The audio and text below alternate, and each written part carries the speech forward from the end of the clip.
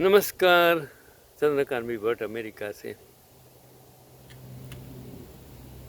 आपका मैं दोस्त हूँ। कुछ मेरे पास जो है, जो भी पढ़ा है, जो भी ज्ञान है आप तक पहुँचाने की मैं कोशिश करता हूँ। तो कुछ समझिए, लाइक कीजिए, सब्सक्राइब कीजिए। ये मेरा बिजनेस नहीं है, मैं हर वक्त करता हूँ। I am not earning from this, लेकिन मेरी एक सोच है कि आपको मदद करने की, आप तक ज्ञान पहुंचाने की।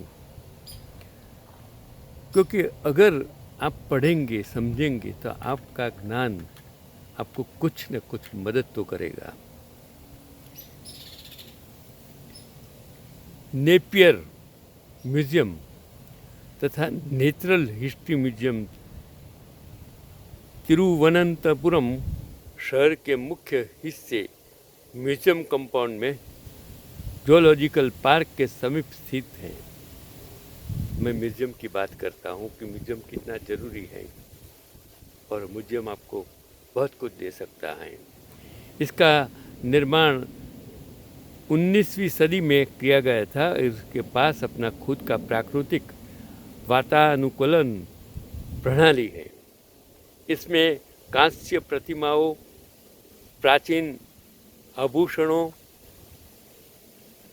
मंदिर, रथ तथा हाथी दांत की बनी वस्तुओं समेत कई अन्य ऐतिहासिक कलात्मक वस्तुएं मौजूद हैं।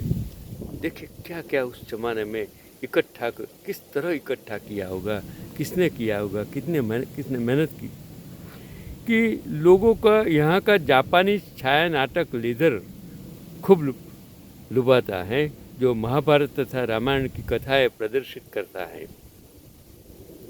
यहाँ केरल की संपूर्ण समृद्ध विरासत की झलकियाँ मिल जाती हैं। इस म्यूजियम का नाम Madras governor general John Napier के नाम से पड़ा है। देखो अंग्रेजों ने कितना दिया, छोड़कर तो चले गए, कुछ लेकर बहुत गए। मुगल चले नहीं गए, लेकिन छोड़कर चले गए। यही तो विरासत है। तो इसे गवर्नमेंट आर्ट म्यूजियम के नाम से भी जाना जाता है, जिसकी वास्तुकला में भारतीय, चीनी, केरल तथा मुगल स्थापत्य शैली का मिश्रण दिखाई पड़ता है। ये मैंने बात की म्यूज़ियम की। अगर आपको वक्त है, समय है, तो आप जाकर देख सकते हैं। इसके लिए मैंने जो इसके बारे में कहा, इन शॉर्ट किया। फिर एक और कहानी, एक और बात मैं कहता हूँ कि अगर आप सोचते हैं कि भारत में रेगिस्तान सिर्फ राजस्थान में होते हैं, तो नुब्रा घाटी का हंडर रेगिस्तान आपकी सोच को पूरी तरह से बदलने वाला है।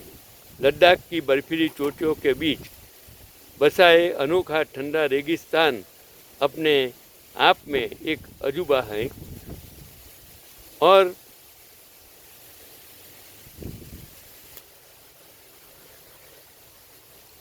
और इसके लिए मैं समझाता हूँ कि 10,000 फीट की ऊंचाई पर स्थित इस अनोखे रेगिस्तान से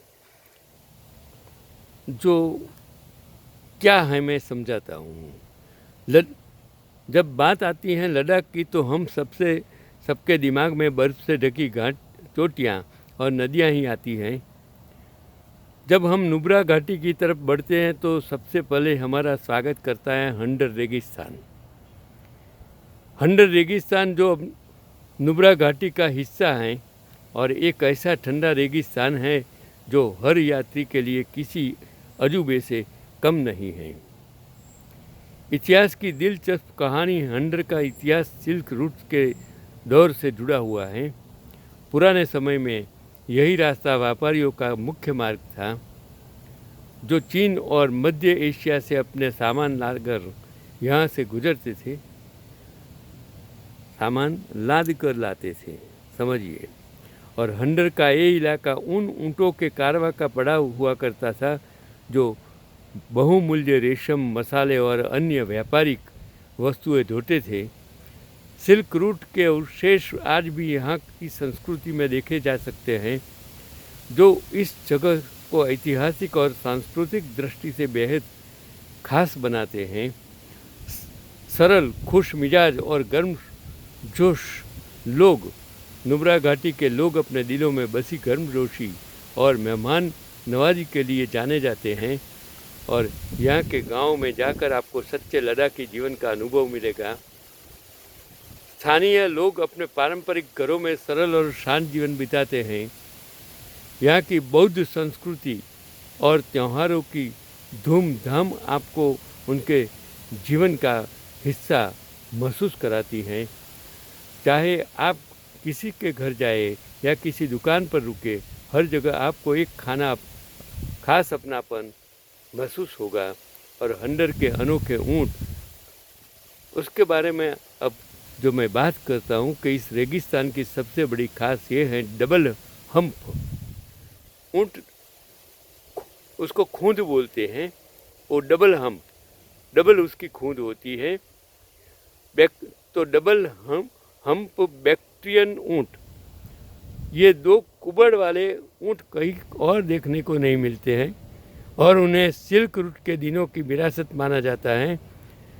ये ऊँट ठंडे रेगिस्तानों में जीने के लिए जाने जाते हैं और वहाँ की अनूठी भौगोलिक क्षेत्र के अनुकूल हैं। हंडर के रेगिस्तान में इन ऊँटों की सवारी एक रोमांचक अनुभव है, जो आपको इस रेगिस्तानी इलाके की वास्तविकता से रूबरू कराता है। उनकी धीमी चाल और शांत स्वभाव आपको इस रेगिस्तान की शांति और अनूठेपन का एहसास दिलाते हैं।